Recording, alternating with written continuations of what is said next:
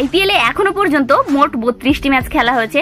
তবে play off ম্যাচে qualify করার জন্য পয়েন্ট টেবিলে 4টি টিম জায়গা করে নিয়েছে, যার মধ্যে রয়েছে রাজস্থান রয়্যালস, কেকেআর, সিএসকে এবং সানরাইজ হায়দ্রাবাদ। আইপিএল এ এই 4টি টিম দুর্দান্ত পারফর্ম করছে।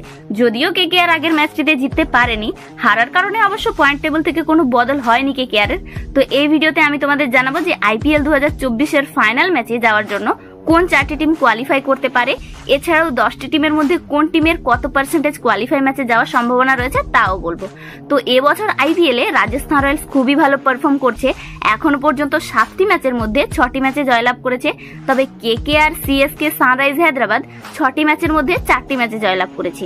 এবার পয়েন্ট টেবিলে টিমের পজিশনগুলো দেখে নিই। তো পয়েন্ট টেবিলে সবার প্রথমে নাম্বার 1 পজিশনে রয়েছে রাজস্থান রয়্যালস, তাদের পয়েন্ট রয়েছে 12। সেকেন্ড পজিশনে রয়েছে কেকেআর, থার্ড পজিশনে সিএসকে এবং ফোর্থ পজিশনে রয়েছে সানরাইজ হায়দ্রাবাদ। এই 3টি টিমের পয়েন্ট রয়েছে 8। এই 4টি দল কিন্তু পয়েন্ট টেবিলের একেবারে উপরে রয়েছে। সম্ভবত এই 1 থেকে 4 নম্বরের টিমগুলোই কোয়ালিফাই করতে পারে প্লে অফ ম্যাচের জন্য।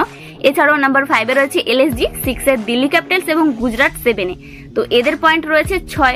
তবে পাঞ্জাব কিংস আর মুম্বাই ইন্ডিয়ান্সের 4 পয়েন্ট এবং আরসিবির 2 পয়েন্ট। তবে এবছর আরসিবি যদি প্লে অফ ম্যাচে কোয়ালিফাই করতে চায়, তাহলে আরসিবি যে বাকি 7টি ম্যাচ রয়েছে সেগুলোর মধ্যে প্রত্যেকটি ম্যাচেই জিততে হবে আরসিবিকে, যা কিন্তু আরসিবির পক্ষে ডিফিকাল্ট ব্যাপার। তো দেখতে গেলে আরসিবি এখন আনঅফিসিয়ালি ভাবে এলিমিনেট হয়েছে। তবে প্লে অফ ম্যাচে আমার মনে হয় টপের 4টি team Rajasthan Royals, KKR, CSK আর সানরাইজ হায়দ্রাবাদ কোয়ালিফাই করতে পারে। এবার দেখে নেব কোন টিমের কত পার্সেন্টেজ প্লে অফ ম্যাচে কোয়ালিফাই করার চান্স রয়েছে।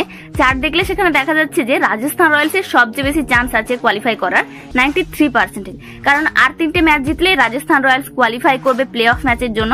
সানরাইজ হায়দ্রাবাদের 87%, কেকেআর এর 83 মানে 83% এবং সিএসকে 77%, বাকি এলএসজির 21%, দিল্লি ক্যাপিটালসের 13%, মুম্বাই ইন্ডিয়ান্সের 10% এবং পাঞ্জাব কিংসের 9%, গুজরাট টাইটান্সের 6%, আরসিবির 0%। বাকি এই আইপিএল এ কোন 4টি টিম কোয়ালিফাই করবে বলে তোমাদের মনে হয় কমেন্টে জানিও।